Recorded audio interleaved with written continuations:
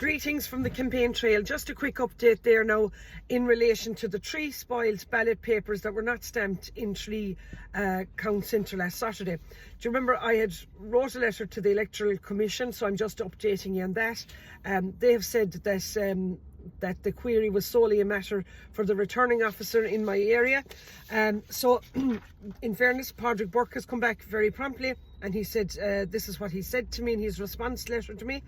He said, "I note your concern regarding the happening and effect of 3 unstamped ballot papers in your local electoral area. Your concern is shared by both I and the local authority returning officer, and appropriate action will be taken with the relevant staff as in all polls to ensure that they do not repeat these errors in future polls. However, human error is a feature of live and physical polls such as we have in this jurisdiction.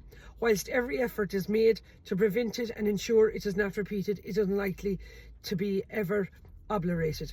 In any event, in this poll, these errors would not have materially affected the outcome of the poll in light of the final figures."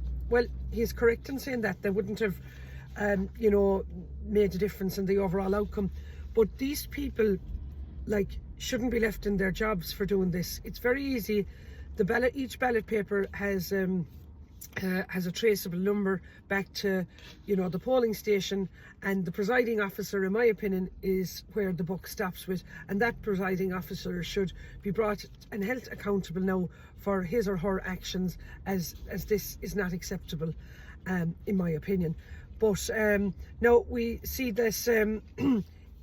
I have spoken to higher authorities in relation to the front page of Kerry's Eye in relation to the alleged legal case that Sergeant Melanie Walsh is bringing against me, and Radio Kerry reported on that the legal proceedings have been initiated by Sergeant Melanie Walsh against Michelle Keane on Radio Kerry yesterday. Now, I have it from higher authorities that the Gardaí Síochána are not bringing this case against me.